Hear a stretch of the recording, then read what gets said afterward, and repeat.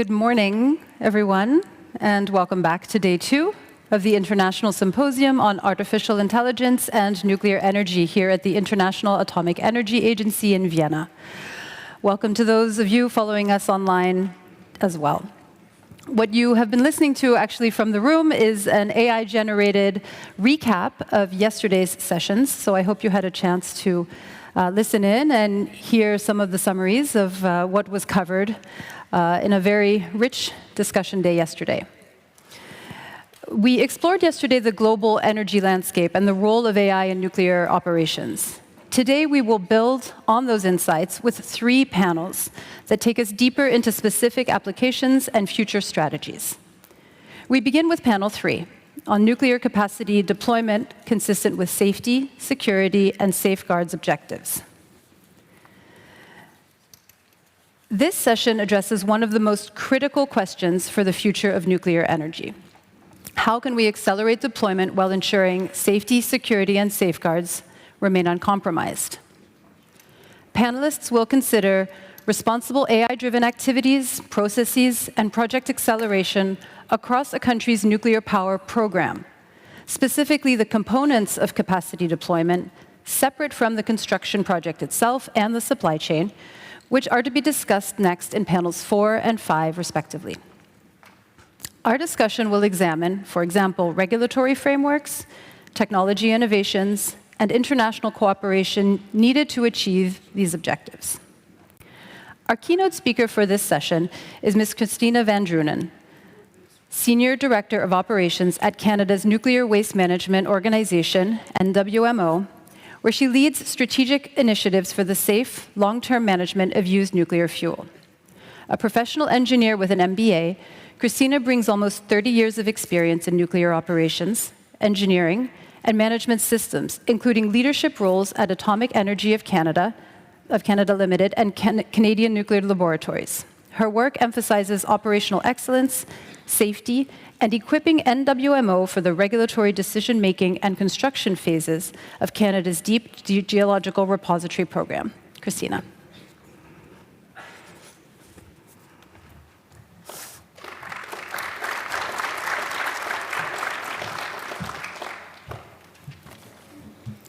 Good morning, and thank you, Lisa. I'm honored to join you and our esteemed panelists for this morning's discussion. I think of this panel as taking the promise of AI that we discussed yesterday and now beginning to build the foundation, taking a grounded view of how to make best use of AI while considering the safety, security, and safeguard objectives that are fundamental to our license to operate in a nuclear industry. First, though, I'd like to start with a bit of an introduction to NWMO and how we're approaching these rapidly evolving technologies. So NWMO is tasked with implementing Canada's plan for the long-term management of nuclear fuel.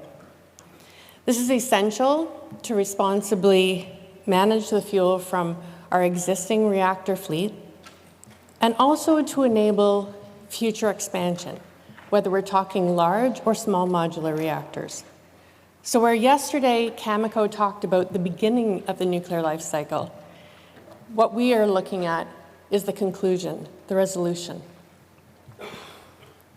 Canada's plan is called Adaptive Phase Management, and it includes both a technical method, the what, as well as management approach, which is really the how.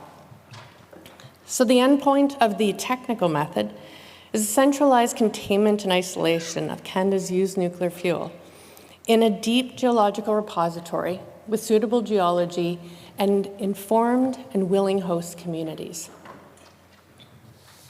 The plan is consistent with best practices for long-term waste management adopted by other countries with nuclear programs: Finland, France, Sweden, Switzerland, the UK. The management approach, the second part of NWMO's plan, includes phased and adaptive decision-making supported by public engagement and continuous learning throughout the process. A fundamental tenet is incorporating new knowledge and adapting to new technology, which is, of course, where AI fits in. But before I can describe NWMO's approach to AI, we first need to understand timescales. So last year, NWMO selected the site for our future DGR. We are currently entering regulatory decision-making. We expect to be in construction or beginning construction in the mid-2030s and in operation in the early 2040s. By contrast, I understand that AI basically changes substantially every 3 months. So to put it in perspective, that's on the order of 40 AI generations before we're even going to start construction. The other thing that's important to understand about NWMO is that we're a small organization. We have about 270 people, and we significantly leverage the skills and the abilities of our partners and our supply chain. So when we consider AI, a few things become clear for us. NWMO will not be developers of AI, but we need to be proficient and well-informed users of the technologies that are available at any given time to the extent it makes sense. It's clear from the discussions yesterday that really the sky is the limit when it comes to AI. However, the tools out of the box do not deliver value. To do this, our workforce, and particularly our leadership, must be AI literate. AI literacy will enable us to understand how AI can be used as an advantage, for sure, but also, frankly, a threat. It will equip us to align AI use with NWMO's strategic goals, what we need to achieve, but in a way that's consistent with NWMO's own values. We'll be able to leverage AI to improve performance, efficiency, productivity, just with all the ways that we discussed yesterday. But at the same time, ensuring that humans are accountable for AI systems and accountable for the outcomes. We need to understand risks to establish responsible, effective principles and guardrails for AI use, particularly as is required to be able to achieve our safety, security, and safeguards objectives. As part of this, we will also be able to understand and prepare for and manage the human impacts to both our current workforce as well as our future employees. We need to equip them to be competent, ethical humans in the loop. And at the same time, we need to do this in a way navigating that leadership paradox of having responsible experimentation within a procedure-driven, healthy nuclear safety and security culture. Finally, AI literacy will prepare us for tomorrow, when AI is increasingly used, frankly, by threat actors to target NWMO systems and facilities. But even more importantly, for when AI is a highly sophisticated, highly reliable tool for enabling NWMO operational excellence and sustainable nuclear operations. And with that, I thank you very much, and I'll turn to the panel.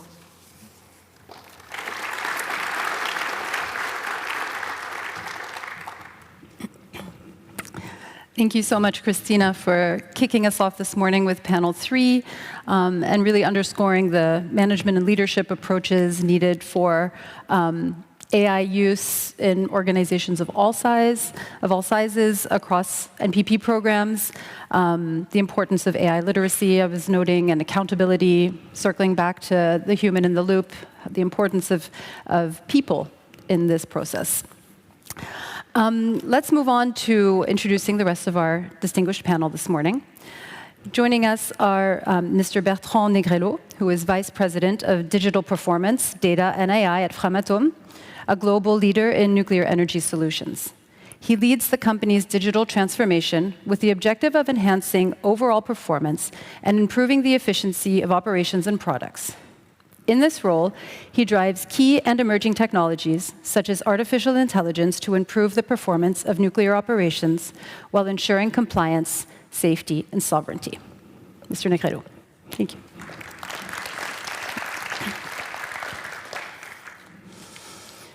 Mr. Xiaodong Huo joins us from the China Nuclear Power Engineering, CNPE.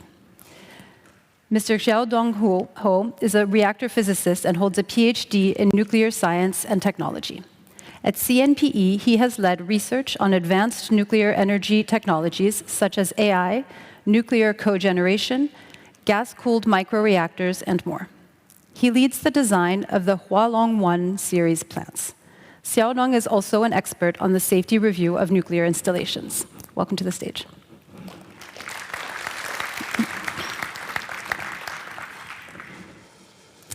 Mr. Petteri Tipana is Director General of STUK, the Radiation and Nuclear Safety Authority of Finland. Mr. Tipana joined STUK in 1996 and has had various positions there during his career. In 2013, he was appointed as the Director General of STUK. Before that, Mr. Tipana was the Director of Nuclear Reactor Regulation. His career history includes active participation in the work of the IAEA, the OECD-NEA, the European Union, and WENRA, the Western European Nuclear Regulatory Association. Welcome to the stage.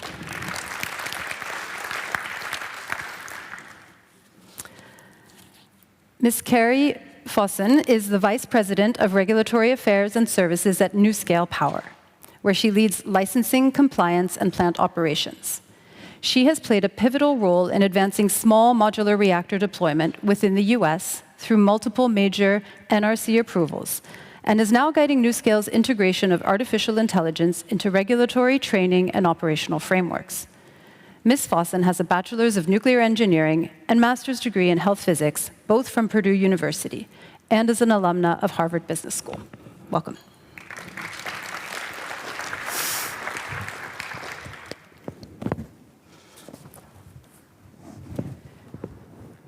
And finally, please join me in welcoming our last panelist to the stage, Ms. Carrie Leadbeater-Hart, who is a chartered engineer with over 25 years' experience delivering consultancy and leadership across the UK's nuclear industry.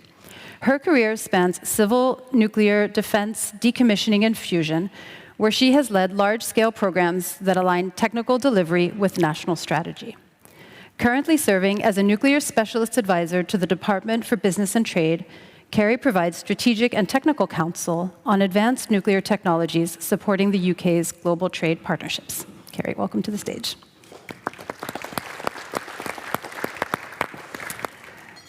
Each of our panelists brings a unique perspective on the use of AI in broad applications across the nuclear power program, balancing innovation with the highest standards of safety and security. Welcome, everybody. Good morning, and good morning to everyone here again. Let's start with the balance between rapid deployment and safety, and looking at the risks and opportunities, and then move to how AI can help in this space. And in this discussion, we'd like to focus on the aspects of trust and safety and responsibility, and those came up multiple times yesterday in the panels, that are so crucial in the AI nuclear nexus. And maybe, Petteri, I can start with you, put you on the spot. What's your take on this topic, and can you share any practical experiences? Maybe I can start. Good morning. Oh, okay. Or Bertrand can start. Which one? As you want. I'm fine. Please go. Okay. Okay, everyone is eager this morning. That's a good sign. Great. So Bertrand, thank you. Thank you. I did not resist today to bring one article which is dated from 1991, saying that Framatome has implemented a high-performance computer and Framatome is also performing some AI applications at that time. So just to say, AI is a long story since many, many years, okay? And today, what do we face? We face an acceleration, a need, a strong need. We saw that yesterday. Clearly, there is a high expectation level on nuclear to supply data centers and so on. So we have these two ways. On one side, we need to accelerate, and on the other side, we have regulations and we have the obligation to fulfill safety requirements, which is, of course, very fundamental.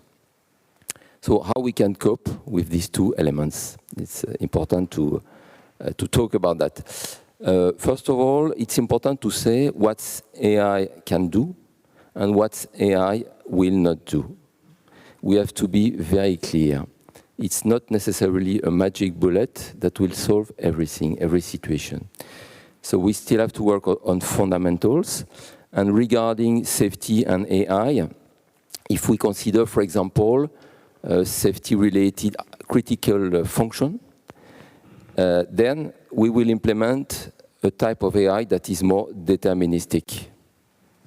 If we consider a less critical safety function, we could allow probabilistic AI, but with a control, with some guardrails to make sure that the output is correct. If we consider less critical safety feature, then we can authorize, let's say, probabilistic AI, like a generative AI and so on. So let's be clear that it's not one unique AI, and that is to be implemented. And AI could fit to the different situations, including highly safety-critical features. Mm-hmm. Okay. Having said that, you mentioned right now that it's a license to operate, and it's also a license to lead. Mm-hmm. So we have a joint responsibility between regulators, between operators, the supply chain, the public as well. And really, we need to embark everybody in this journey to make sure we succeed at the end. So really, it's a key things to manage it, and also to keep the human at the center, because the human will still keep the expertise. And on a long-term basis, we need to maintain, even develop our expertise to judge if the AI brings correct things, but also to keep on our let's say, a normal way of working in nuclear, it's a strong expertise. Thank you. So, Petteri, we just heard about joint responsibility from the regulatory perspective. Yes, thank you. I will comment first on a more generic way. I'll come to the AI part later. But first on the faster deployment and safety. I want to say that the regulators do recognize the expectation from the industry and from the societies to be more effective and efficient in licensing and regulation and oversight. That's clear, and regulators are taking actions, both individually and collectively, to meet that goal and expectation. Licensing processes are being streamlined, regulations are being renewed, and processes are being, enhanced. So actions are being taken internationally as well. Now, often safety and faster deployment are seen as opposing goals, and it could be, but if and when that's wanted, I mean the faster deployment, the key is to create conditions in which these two do not undermine each other, but rather reinforce one another. And I think the opportunities there are, and we can see that already, that this expectation for faster deployment has led to earlier engagement between the vendors, operators, and regulators. It has led to better resourced and equipped regulators, better processes, better expertise, and even in stronger international collaboration. Now, what is the AI part in all this? I think it remains to be seen. Stuk is not in the front line of the AI users. We are following the developments, piloting something, maybe waiting that somebody else, comes out with, tangible results. But we are getting ready. But as said, a little bit behind. I'm a fan of AI. I use it on a daily basis. I even asked whether I should be here in this panel. And it said, yes, you should be there. I'm not sure whether it was hallucination, but you'll be the judge.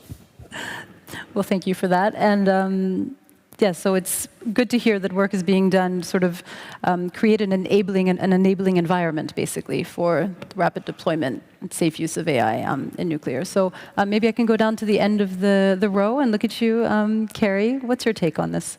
Thanks, Lisa. Morning, everybody. I think my take, I have a slightly different take. So I'm from the UK government. We've recently had a report written by Lord Fingleton that's reviewed how we deliver a lot of what we do within the UK, large infrastructure projects, part of that being nuclear. And one of the very clear messages that came out is that we need to change our culture. So when we build large infrastructure projects within the UK, and this is possibly true for a few countries within the room today, as technology progresses, that includes AI, we need to change our mindset and we need to change our cultural perspectives so that we can be more efficient, so that we can take on new tools. And I'm thinking, back in the day when AutoCAD came on in the 1980s, that was just a complete step change for us all, to move away from hand-drawn, schematics and move into CAD. And it made everyone feel uncomfortable at the time.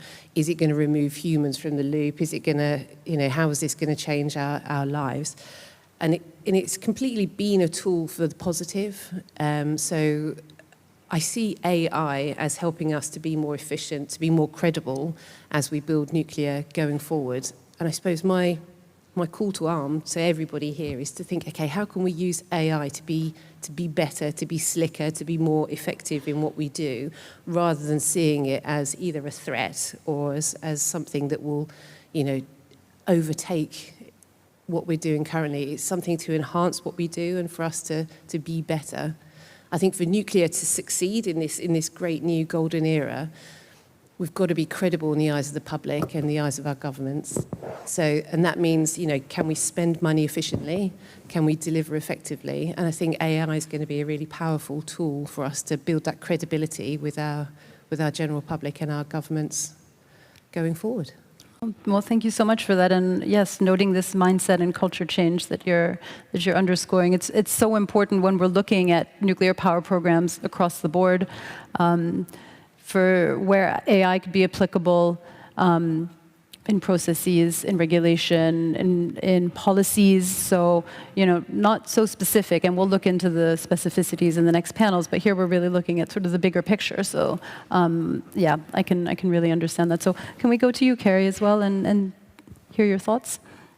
Yeah, and I have to echo, I use AI in everything, so I'm also a huge advocate, and I similarly queried it in preparing for this panel. I see a lot of opportunity around the use of AI to accelerate our overall deployment of nuclear, and that starts with a human element, as has been acknowledged in panel sessions yesterday. What I found interesting is, when I took AI to my team saying, here's a tool to use, and I heard this reflected in the remarks yesterday, this can make your life simpler. The initial reaction I actually got was not positive. As a leader within the company, I'm thinking I'm giving my employees a tool to help make their job easier, but there was a lot of resistance. So I think the first thing, again, and we heard this, was communicating, this isn't here to replace you, this is here to help you focus on the things that are truly more important and require your skills. And then two, really giving them the training. In nuclear, we're always really good about training, but we need to recognize that this is a new type of technology. It requires training and support to really unleash that potential, and that can really enable what we can do with AI and overall accelerated deployment. Mm-hmm. Great. Well, thank you so much for that. Mr. Xiaodong Ho, can I ask you for your thoughts? If someone can pass a microphone. Thank you. Okay. I think for the balance between the use of AI for the safety, I think is some distance is a balance. A balance is not contradict. If we use AI properly, we can improve the safety. For example, for the regulator, they can use the AI model to review your design and find some residual risks and to tell the designer to improve your design. Also, for the supplier, you can use the AI to make your design very good. For example, you can use AI technology for develop some good materials and make the safety, the reactor and the power plant more powerful. Also, we can use AI technology for the smart sensor. It can to monitor the device and the equipment to find some small fluctuant and small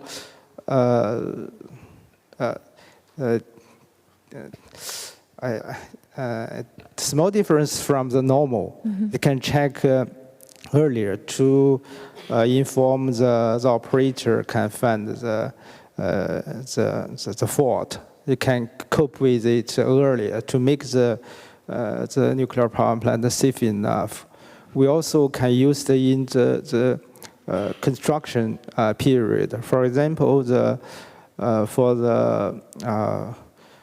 the smart site construction site, we can use it to help the safety for the worker. If some not safe behaviors, you can use image recognition to find the not good behavior. It can remind you to in case of the safety work. And also we can use the AI to challenge your design. Your design, if someone want to attack the nuclear power plants, so for example, the cyber attack. If we use the AI tools to simulate the attack, to check the weakness of your design. So this is a help to improve the safety and security and safeguard. I think it's good for the design. I think the regulator and the designer have the same goal to make it safe enough and make it a better design. That's my point. Okay. Thank you. And you mentioned the balance, which I think ties very nicely to what we heard yesterday from Director General Grossi on the two forces. Yeah. And now we're talking about, okay, how do we balance these two forces? How do we work with them for the safe deployment of nuclear power? And I want to thank you for sharing so many concrete examples, because I understand these are real examples. This is being used in China. What you've been mentioning, these are all yes, some of them are used. Yeah. I can give an example. We use a good sensor to predict the circulator pump, because the circulator pump normally meet some problems during its normal operation.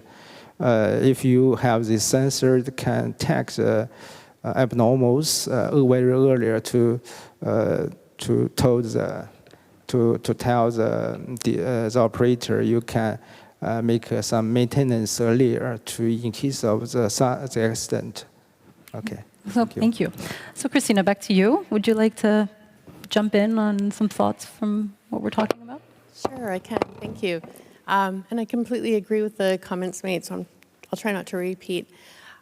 I do think that at least from NWMO's perspective, if you look at the performance in the nuclear industry, as we kind of touched on yesterday, there is so much room for improvement where we can bring AI in to help deliver value and improve performance, whether it's cost certainty, schedule certainty, just eliminating or challenging biases, whatnot, helping with trending, that we can actually completely avoid anything safety related if we wanted to, and still the nuclear industry would be fundamentally better for adopting AI. So I don't think that we have to be so sensitive to safety from that perspective, because there's all kinds of possibilities over here that could have a lot of benefit. And I think that's a great learning ground for us to develop things. However, I think there's also a lot of benefit for us in the safety space so that we can actually improve safety. And it really does start with, as human beings, us having a very, very clear understanding, particularly as leaders, of how we impact safety within the entire organization and the technology and our facilities. And once we are very well grounded in that, and our workforce is well grounded in that, then the framework we've started to introduce internally is just kind of look through that basic framework and have a very deliberate conversation that says, okay, if we say there are 3 categories, if we say there are these things we see AI can automate, there's room to grow there, what are those? And start to, these things can be done fairly easily. And then we see some things that AI can enhance, and we've got lots of opportunities in that space. Our vendors are bringing great possibilities to the table that today are will make our lives easier. But then there's things that I've heard referred to as kind of the human moat, that we say these strict things stay within the human realm, at least for now. And I think the conversation that we've had internally is really the determination of what is in that human moat needs to be a human decision. It's not an AI has the ability and therefore maybe it starts to go into that space. I can tell you that I had Copilot take a look at all of my job description and all my tasks and say, what do you think I should be using you for? I did not ask if I should be here this week. Maybe I wouldn't want that answer. But I think that's, if we can have a conversation with our teams and with our leadership that starts to say, okay, today, where are we at with those 3 categories? It's a helpful kind of very deliberate conversation to frame decision-making going forward. Thank you. Thanks. Carrie, I saw you. Oh, Carrie, and then we'll go to Petteri. Thank you. Grab the mic, haven't I? Yes, I saw you. I've got something. Please go ahead. No, I just wanted to build on what you were talking about there about human versus AI and how we can sort of integrate those 2 things. So I should put my hand up and declare that I'm an ex-regulator, so I kind of have that regulatory mindset. And I think from I was saying at my opening comments about cultural change and how we need to change as humans to utilize AI. A use case that I can see that I think would really help us with efficiency from a safety perspective is using AI to analyze all the data that we've got currently to understand our margins of safety that we have built in our plant designs, our operational, maintenance manuals, all that kind of thing. And that's been built up over the past, 50, 60 years. So a lot of that is quite historical data. Do we know what those safety margins are, really? I don't know if we do. And maybe AI can help us really understand, how much conservatism is built into our existing design systems. And then for us to, as humans, take that data and do the human analysis and say, well, are those proportionate anymore? Technology has moved forward, safety, reliability has moved forward.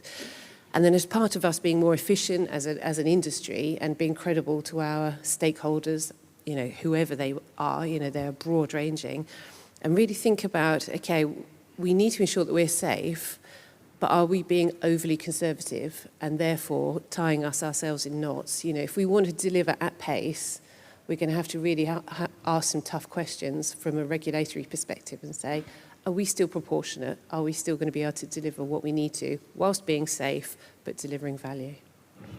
Thank you. So would you like to add on? Yes, thank you. I think we have heard great, concrete examples on how to use and where to use AI today and yesterday as well. But maybe for us regulators, the essential thing is that wherever you use it, it has to be, fit for the purpose. In other words, it should be validated for its intended use. And that was discussed yesterday as well. But I think there is a risk-informed approach as well. And I think you said it as well, that there is a huge potential using AI tools in less risk-significant areas, and then leaving the time and effort for humans to work on the more risk-significant areas. In any case, I think human has to be there, at least in the beginning, and we should always understand what happens if the AI fails. Yeah, I think, excuse me, we're hearing clearly across the board that decision-making remains with the humans in this space. This is no compromise there. I'd want to move on to the current status, and we've been talking a little bit about that, but just to follow sort of the flow of the panels, we're going to talk about where we are today and then where we are tomorrow. And again, we've been touching on this a little bit, but how, and you were talking, Christina, about how NWMO is not an AI developer, right? So how can regulators and operators use artificial intelligence independently, also fit for purpose, as you're saying, Petteri, for your specific needs, for your mandated needs, for your operational needs, and, in ensuring that the safety and security objectives are maintained. Would you like to tackle that? Sure. So there's a lot of different possibilities. Maybe I'll just talk specifically around some of the areas that NWMO is currently using. So cybersecurity, which has already been mentioned, is actually a really great area for us to be applying the currently available tools. So cybersecurity, and probably all of your systems are similarly equipped, actually really rely on AI tools and that machine learning element to actually get much better at detecting the anomalies, screening, even if it's something as simple as your phishing email. So there's a lot of things that are already happening that are just kind of we're not aware of until we start to pull the threads on things. A huge number of our vendors, whether it is our ERP systems, whether it is monitoring and detection in kind of some sort of environmental baseline sort of scenarios, they're already using AI to some extent. For example, even we do a lot of seismic monitoring. And so each vendor is coming to the table and saying, look, we can actually help now and improve the number of false positives coming in. So it actually gives us the ability to kind of like clean and triage data and signals so that now we can really focus our attention on what we need to. Great, thank you. Bertrand, would you like to add to that? So, for sure, by essence, regulators and operators are in the same boat, but regulators are totally independent. So, regarding the AI, I would say that the perspective of, but I will let a colleague from regulation explain themselves. The way that regulators look at operators is to analyze the way the things are done, making some inspections. So if operators are using AI for a purpose, then the goal will be to see if what is the quality of the data, is it reliable, is it explainable, can we trust the result? So this is a perspective of the regulator. And in addition, the regulator might have some AI tools as well to perform the job. So for example, analyzing documents, very big documents, thousands of pages, there could be a good help of AI to be able to do it better. Because when a human tries to analyze a very large document, is it perfect?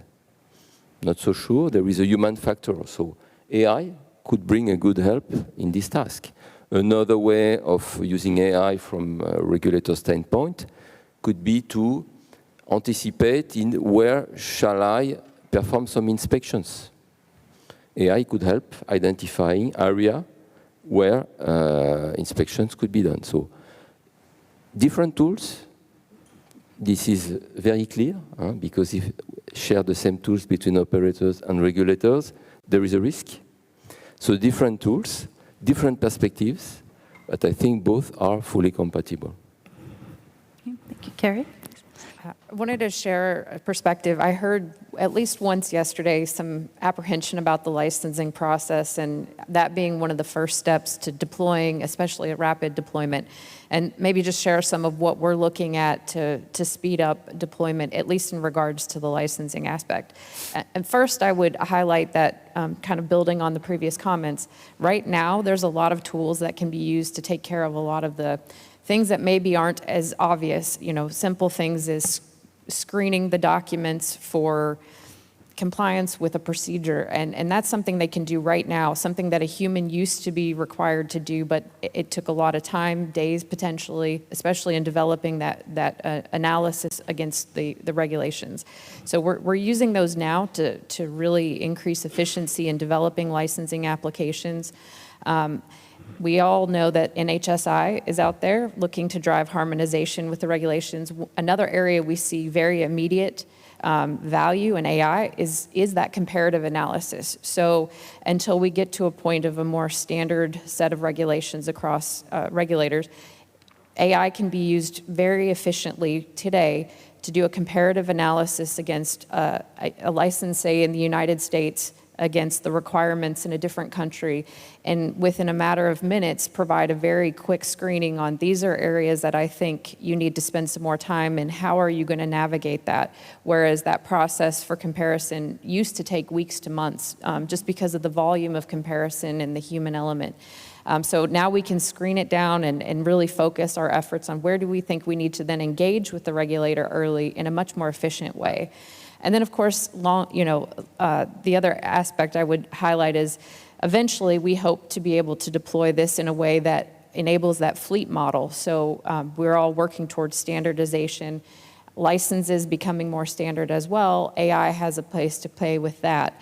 In the US context, we have the Part 52 process, which would limit the amount of work required. And we see AI being able to go out, pull data from US government repositories on geological data, weather data, and quickly providing us a lot more information. The one key there, of course, is human is always involved. And then the second piece is having traceability to that data. So that's another aspect that we always look for in the tools. And nuclear-specific AI tools do really well, in my experience, is telling us this is not only what I found, but this is where I found it and how I came to my conclusion, so that when the human's involved, they're able to quickly assess the validity and trust the responses, or in some cases say, there's some work to be done here. Mm-hmm. Well, thank you for that. And I think, bringing it back to the data is also incredibly important. Traceability of the data, trusting the technology, trusting the humans. There's a lot of trust involved in all of this. And you mentioned comparisons, and you brought in other areas, meteorology, geology. And actually, I want to talk about, for a minute, the use of AI in other industries. And perhaps, Bertrand, you can maybe share some examples of the use of AI in other regulated industries, because nuclear is, very specific, but we're not alone in being highly regulated. And perhaps you can share some perspectives on AI in other areas, maybe aerospace or... Yeah. So thank you for this question. I've been working in aerospace industry for some years. Mm-hmm. And really, we have to learn about other regulated industries with independent safety authorities as well. So it's not to say we have to pick up the same use cases or because we have our own journey, but really there are some good things to pick. So first of all, aerospace industry is very strong in embarking computers in the aircraft and also hosting AI applications on these computers. So real-time AI operation, and they are very strong in that too. It's a key element, and also what I observed there, I still have some former colleagues who I can exchange. They have a very strong qualification and certification process for AI tools, AI applications. It's probably something that we can further develop in nuclear. when we develop either in the supply chain or an operator develop an AI module, how long it needs to be qualified and certified, because it needs to be, for sure. And what I saw there, it's really, really interesting. And last point, they have a graded approach, a little bit what I've said at the beginning, graded approach of which AI could be applied in which situation. Okay, so it's quite concrete, but it's in some elements interesting to look at and to take lessons from other kind of industry like this one. But there are others, medical and so on, I'm sure there are also lessons to be taken. Does anyone else have an insight into other industries or something else? Yes, Carrie? Yeah, this is sort of fairly generalist across a lot of industries with regards to the application of AI. And it's the comment I would like to sort of tease out of the panel is with regards to early careers and how we can bring AI into the nuclear industry, but then also ensure that our early careers, graduates, apprentices, I suppose the comment that I'm trying to describe poorly here is in the recruitment that I hear across a lot of large STEM industries is that graduates and apprentices are on quite a tough road at the moment, because I think a lot of big companies are really thinking, how is AI going to play out? A lot of the stuff that we think AI can, help us with actually would traditionally fall to graduates and, early careers guys and girls. So how can we embrace some of that sort of natural talents that, our early careers youngsters have for the deployment of technology, but then also give them meaningful work so that they can become, our future leaders and our future engineers? Because I'm slightly concerned there might be a bit of a gap there, that if we use the AI route too strongly without embracing our youth, how are we going to have a successful nuclear industry coming forward? And I hear that comment across quite a few industries. I kind of want to just echo what she said, and this is something we at NewScale encountered, the idea that, yes, we want the human element to be there, but as we deploy these tools, a lot of what we're seeing is those are the skills that you have the more early career folks do. And so one way we've thought about it, and obviously this is not an end solution, and I'd be curious what others have thought, is the other potential with AI is around knowledge management. And so using it in a slightly different context, not so much in the way we do work, when we're developing an application or analyzing data, but having a good knowledge management system, something that they can interact with to learn and consult with as a way of bridging that gap, but not the complete solution to that. Thank you. Christina, did you want to? Sure, and I'll admit that I'm particularly interested because both my children are very close to graduating from mechanical engineering, and it's just fascinating because I'm also mechanical. And I think the key trap that we need to avoid, or at least I need to avoid, is thinking that the trajectory to gain experience and expertise for that generation will not look the same as our generation. But to your point, in a couple different ways, we need to be very conscious. So one, depending on the skill sets that we are counting on people having as they come out of school, they may have heavily relied on the tools that are available. And so they may have actually missed some of that deep learning and thinking and really kind of lost an opportunity due to that whole cognitive offloading sort of scenario that we see. So I think that there's an element of how we select people and how we screen to say, have you actually learned what we're counting on you having learned in school? But then I also think as they come in, we need to have much more focused conversations where previously we just gave them the experience, right? You put them on a project and you said, this is awful repetitive work, but you just got to do it. It's just part of you putting in time. And I think now we're going to have to be very deliberate with this new cohort coming out to say, part of your role in doing this is that deep learning. So if you are going to use these tools that are available, which if we say that they don't, it's like telling them not to use a calculator. At the same time, I think we need to give them very thoughtful guidance on how to use it and when to use it so they don't miss that deep learning sort of exercise. So that's part of the answer, I think, but I think it kind of goes for their entire career. So we're already looking to the future with these exchanges, which is great, and that allows me to segue to our future-looking questions. And so, as we look forward, what do you see as some of the big program-level risks and opportunities in AI deployment? And again, ensuring the safe and secure and safeguarded use of the technology. And so. Maybe, Mr. Xiaodong, we can start with you. There's already so much going on in CNPE, and how do you see the future? I think it depends on the acceptance of the whole society.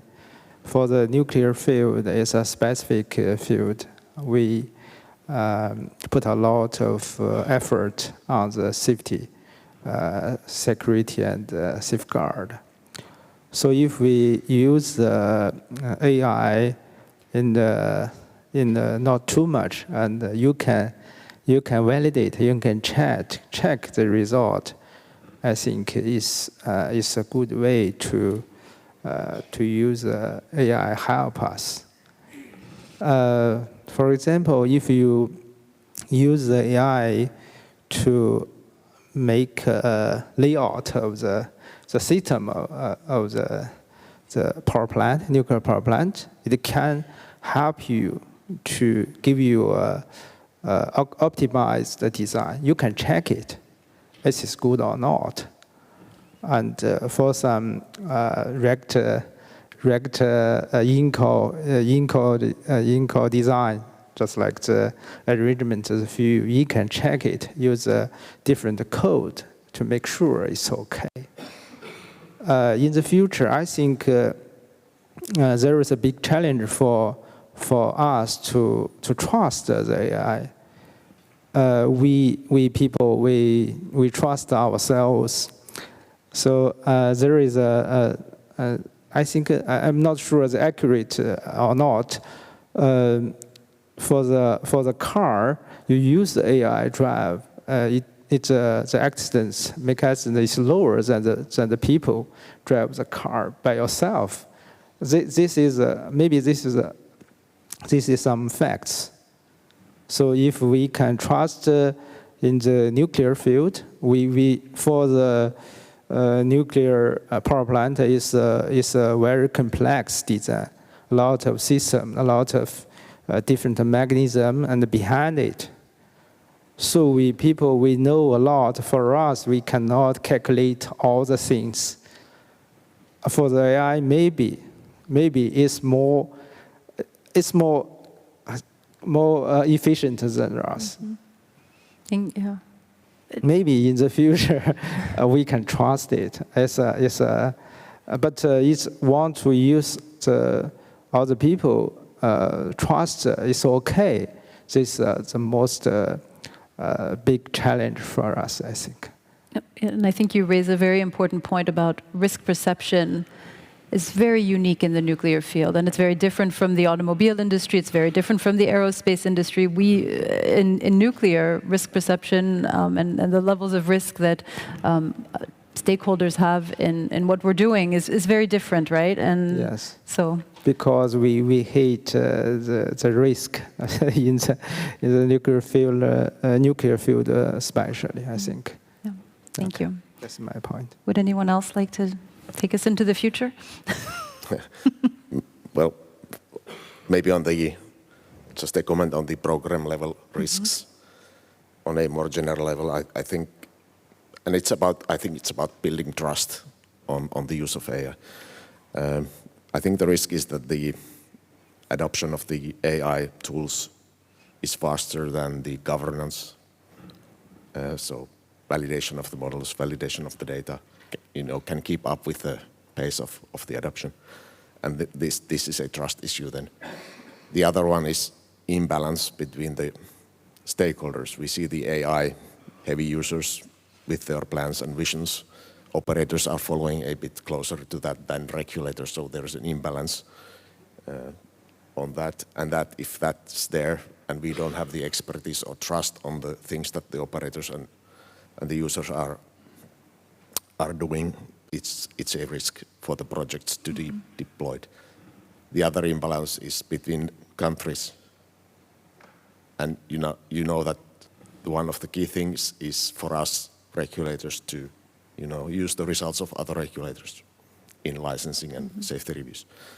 If there is a regulator that, let's say, fully uses AI, and we don't have the same, capabilities, then it's a trust issue between the countries. So the imbalance and all of these that can have a risk, an impact on the national level and the program's implementation. Yeah, thank you.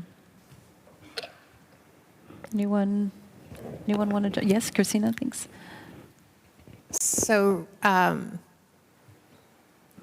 completely agree with what's said. Another element of the risk that is kind of coming from a different direction would be, we talked about the fact that, something like Copilot or ChatGPT is democratizing AI. What it also is democratizing is the ability to use within 30 seconds. I can basically get my phone to create coding for ransomware. I can get it to, because we have so much information available on the internet about our facilities, frankly, because it's in the interest of social license and transparency and whatnot. We also, with relatively easily, can actually have someone with no understanding at all use these tools that are available for free to actually create threat factors for us. And actually, so there's ways that AI has the ability today, a teenager could go and create all kinds of things. And I'm not altogether sure that we have really properly sussed those processes out. So I think that there's always that element that we need to also consider, because it gives us a very dynamic sort of environment for planning out things, where previously it was we do it once and then we're good. Whether it's we validate our software and then it's good to use in this scenario, whether it's we come up with some sort of threat scenario and we've got a plan for it. And now this is a continuously evolving thing. So I think there's an element there that we also need to unpack. Thank you. Bertrand, then Carrie. I would like to mention one population, it's blue collars. Bon. We talk a lot about using generative AI or this kind of tools for our journey or work, and it's fine, and we are doing more and more that. We have a lot of blue collars in factories or on sites. In Framatome, we manufacture fuel, we manufacture reactor pressure vessel, INC systems, and so on. And there is a risk to disconnect the ability to use AI by this population, because in their daily job, how AI is introduced. It's a real question. For us, maybe it's more natural when I need it. I go, I pick some tools, and I use it. But for those populations, there is an acceptance standpoint, how we can introduce AI in their daily work. So it's a key question. It's really a big importance. And it's not just a matter of do you want or do you don't want, but really we need to think about interaction systems, EHMs, how AI could be introduced in the work, how they keep some actions to do, do they have to interpret the output, and so all these questions are very key, and for nuclear safety as well, because all operators in our plants contribute to the nuclear safety. So really, we need to close this loop and pay attention to this population. Thank you. Bertrand and Christina, I think I agree entirely, but the question I'd sort of pose to us as a panel here and in the group is, I think the most powerful use of AI in safety would be having that large amount of data. So all of our safety data, how do we work collaboratively across borders and pool all of that data, and yet don't open ourselves to a threat? So I think the most effective, and I'm no way an AI expert, I'm a nuclear expert through and through, but from what I do understand about AI is that the larger the data set, the better the benefit and the more refined the answer that you're going to achieve. So do we, IAEA, do you take the lead potentially to pool all of that data from collaborative countries, and for us to use that as a small language model, large language, depends how much data we've got, or do we keep it as sovereign data to ensure that we have that safety aspect? I'd be interested to hear other people's views on that. Any views from the panel on international sharing of safety data? Can you repeat? Sorry. So what I'm trying to sort of amuse in my head is for AI to be most effective, you need the bigger data set. And we've got a lot of nuclear safety information, but do we share it, internationally, globally, or do you think we should keep it as sovereign data? I think I can explain it. Because we mean AI, there is a different AI tools. We have large language model, it's very popular, but also we have some other AI tools as a very broad way. So if we want to use a large model, large language model, we need a lot of data to train the model. Yes, so it's need a lot of data you should collect it. So now it's not easy to share the data between different company and different society. There is maybe some property problem and something else. So I think it's not easy to do this, but I think if we use a large language model, it cannot used in the design work not accurately, because I think we can use AI for sense. AI for sense, I think there are some different area. You can build it based on the basic mechanism or the mechanical mechanism, and also some theories. But your question, I think it's not easy to exchange data between the companies, and if some open public information, some data is a good way to use IAEA platform to exchange, I think. Gary, did you want to? Yeah, I was just going to add to that. I think it will depend on the type of data, because I do know, as mentioned, vendors may be very protective of some of their proprietary data, yes, but there will be things like operational history that typically are more available. And that's where I think where the industry's headed with the fleet model approach, more standard designs, there will be more rapid accumulation of data that can be mined and then analyzed, and hopefully more rapid lessons to apply to the fleet to enhance safety and performance. So I think there's a balance there. I think it will be some information that can be shared, that is available, and rapidly because of the fleet model. And then, more work to be done between vendors and also export control laws that apply, that will be challenges to sharing some of the data. I think IAEA can encourage the companies to provide some data, some can use the platform to Well, I do think this? the role of the IAEA in this whole space will be an interesting one to see, and what our member states view as our mandated role, and where we can serve a purpose. And I think when it comes back down to the trust question, this is perhaps on the international scene as the United Nations body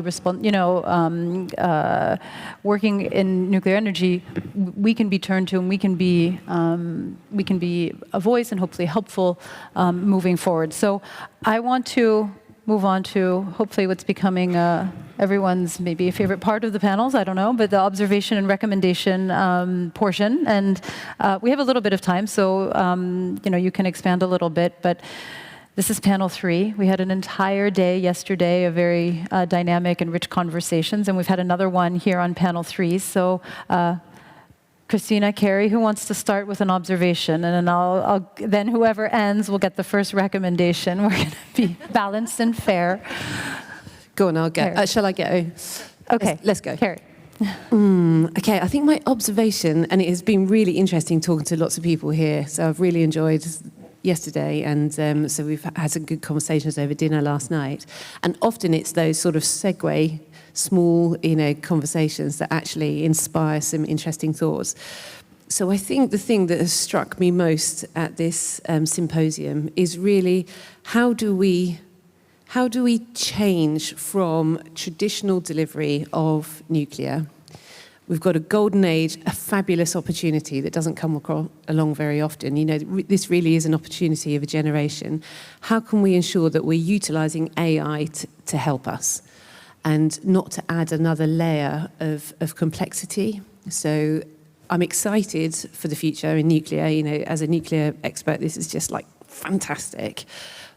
AI has come along at a perfect time for us to become more efficient and effective. But I really want to ensure that we are utilising it wisely, and is going to help us in being more rounded as an industry and being more proportionate in what we deliver. Thank you.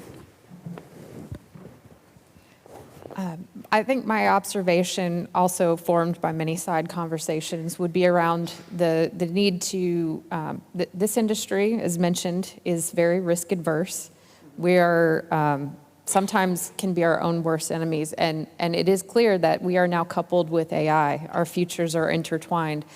So I think we can use that tool to help maybe inform the risk profile and maybe embrace this future and look for those opportunities and trust but verify, but really look to how can we use this tool to accelerate both futures for both AI and nuclear, and not let our risk tolerance hold us back.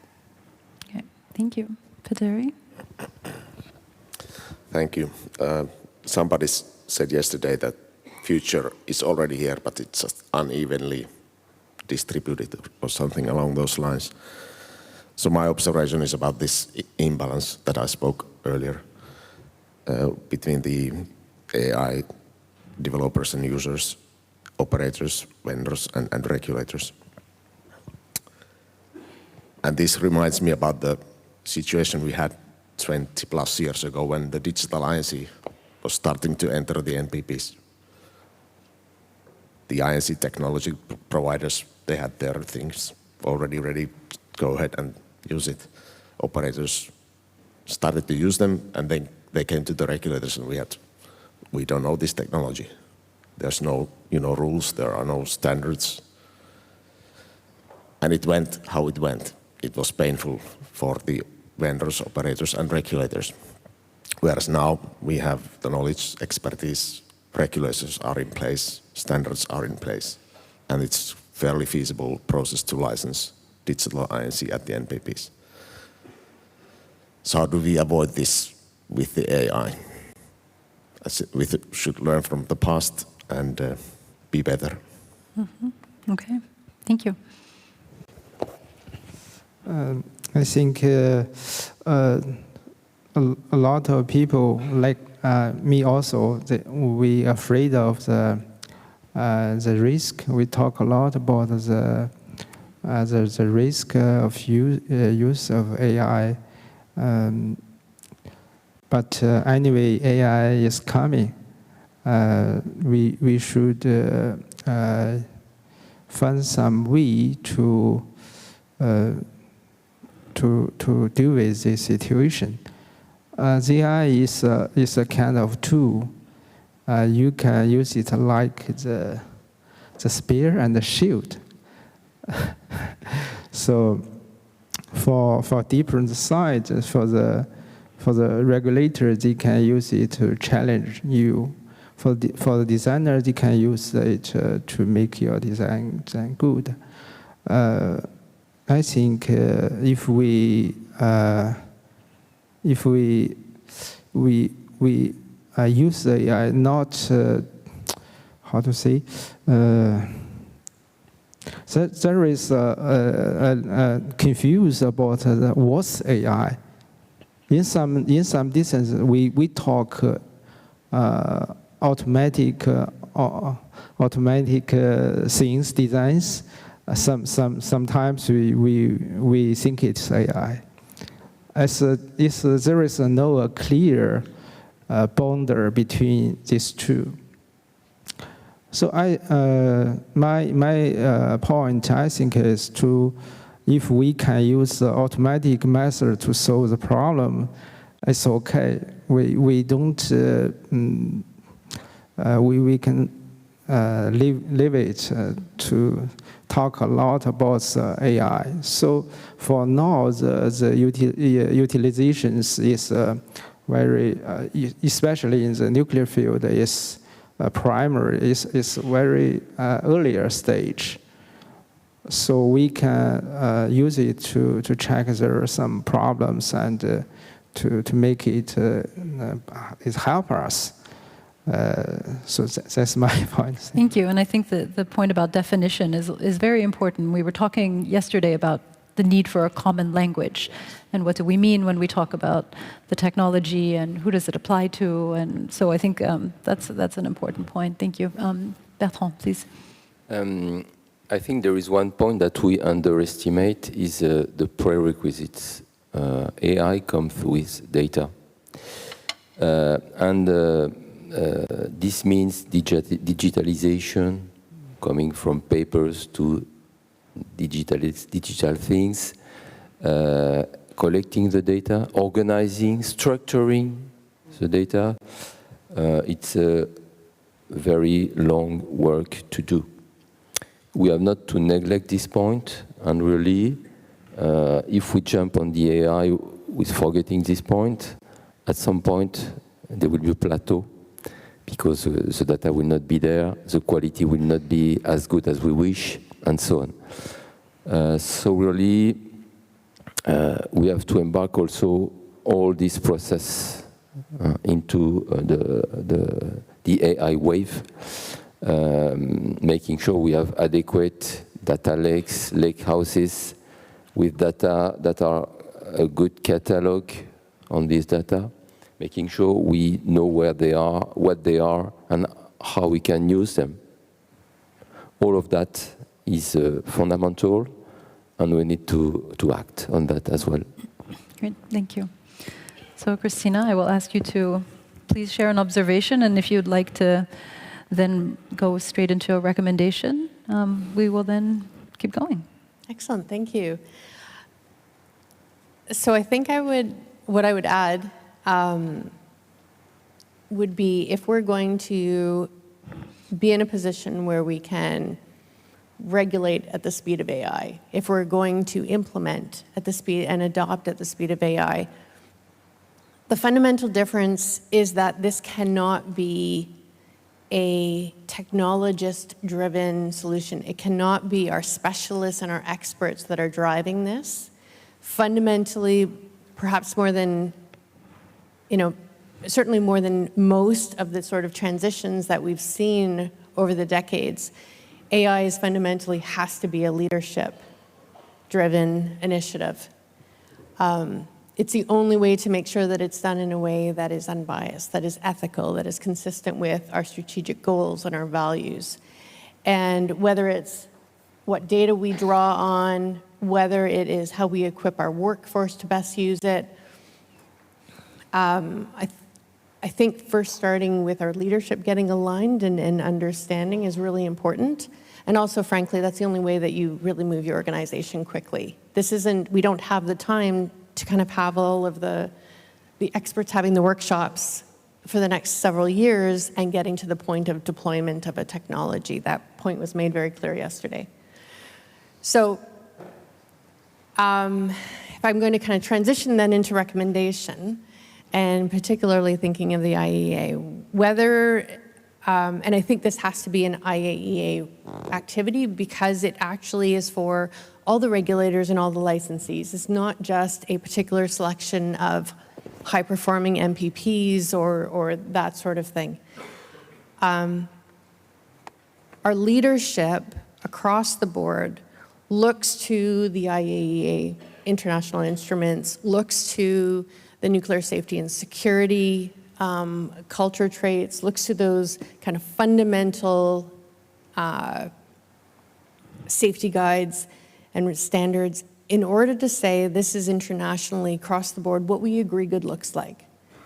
And so I do think that there's kind of a one house question that needs to be answered from the IAEA's perspective is, are those things that are currently in place appropriate in the context of AI? Are there nuances that are required to better shape them?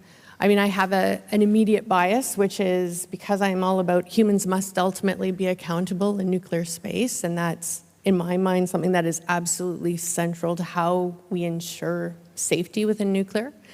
However, that's my gut reaction coming in, so my sense is certain things should not change.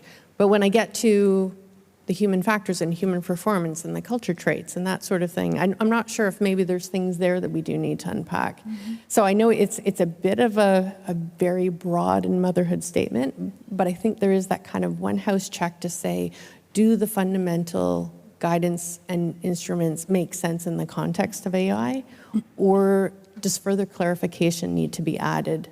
Yeah, I think that's an important point. And, within the agency, we're continuously looking at the fit-for-purpose nature of the safety standards across all topics, right? And so this is certainly one that is on the table. So thank you for sharing that. Bertrand, can I ask you for a recommendation based on our conversation today? So I'm a big fan of AI. Really, I promote this technology every time I can. I'm also a big fan on operational efficiency. The way our processes are designed and the way we operate. And it's one of my favorite subjects is how to join these two parts. How do we improve our processes and how AI support this improvement. So from my perspective, it's really very important to continue to work on our processes to have them more lean, more streamlined. Yes, we can think AI can solve everything, but it's even better if we are working well. And there are some fundamentals. I would just give an example. France has been able to build 58 reactors in 20 years in the past.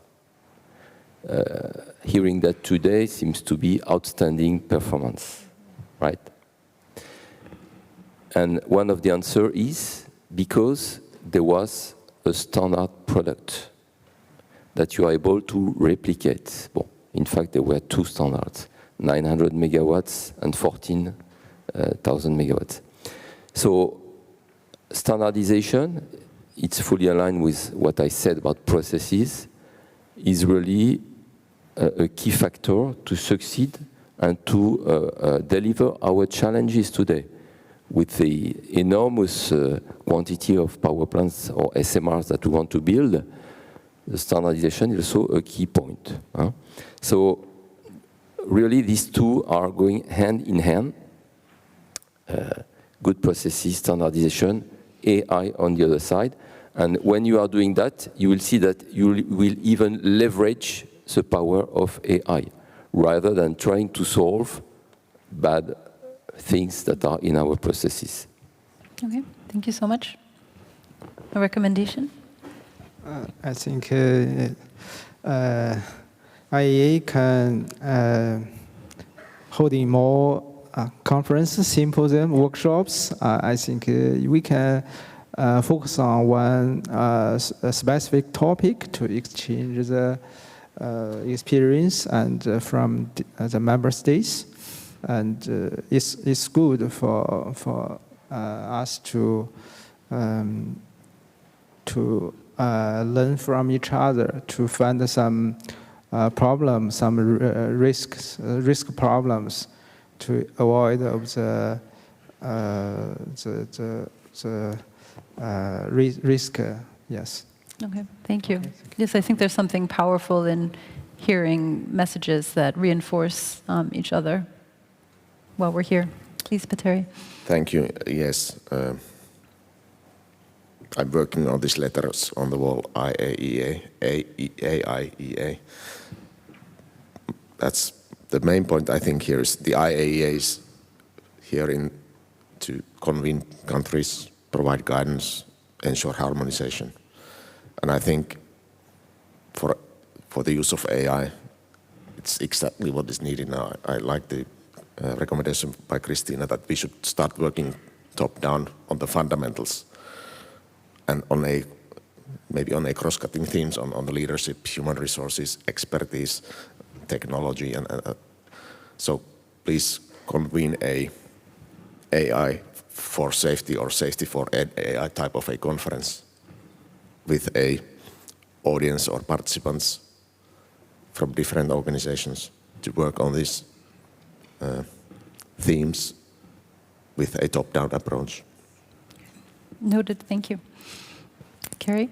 One of the nice things about this symposium, I think, is that we've brought in folks that are not from nuclear to provide their perspective. And so what I would like to recommend is that we, use the OE from other industries. I know we touched on that briefly, but recognize that many other industries are already deeply involved with AI, utilizing it in many ways. There's a lot of lessons we can take from them as they've moved ahead in certain areas, whether it be in a safety or non-safety related application. But really just want to encourage that look beyond our own sphere, because there's a lot of really great things happening in many industries with AI.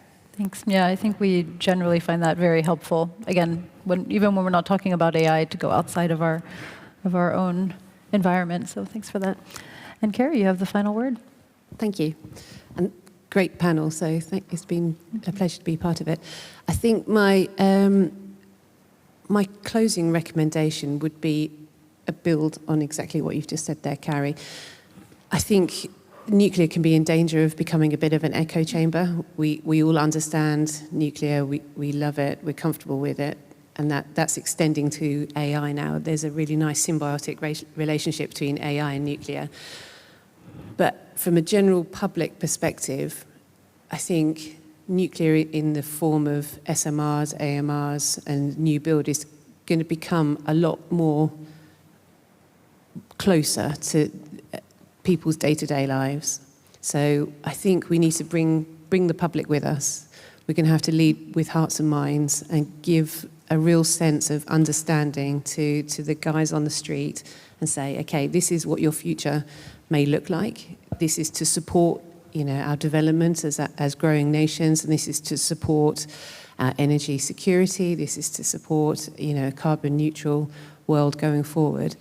But I think we need to be really mindful that communication needs to not stay within the nuclear industry. We need to really broadcast that message out nice and clearly to everyone, so that proximity of new nuclear and that proximity of AI in people's day-to-day lives feels a positive and not something that's going to feel like a jarring change.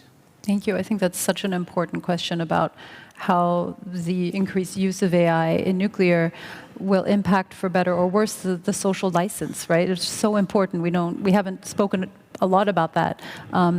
in this conference, but I think that's a really important point. So thank you for ending on that. Thank you all so much for joining me on the stage and for being a great panel and for sharing so many valuable insights today. I think this discussion highlights really the program level benefits that are already being delivered by and with AI, and underscoring the potential for how AI can streamline nuclear deployment in the context that we've been talking about, while maintaining really the highest standards of safety and security and non-proliferation frameworks. So we've talked about the need for proper governance, established trust, I guess building and maintaining trust. It's not a given. And AI can be a powerful enabler in a country's nuclear power program. I think that's how we're kind of concluding, taking into account all of the constraints and opportunities that we've covered today. So with that, we conclude panel 3. I'll ask you to stay here, and we'll prepare to move into our next session. But please join me in thanking our panelists today.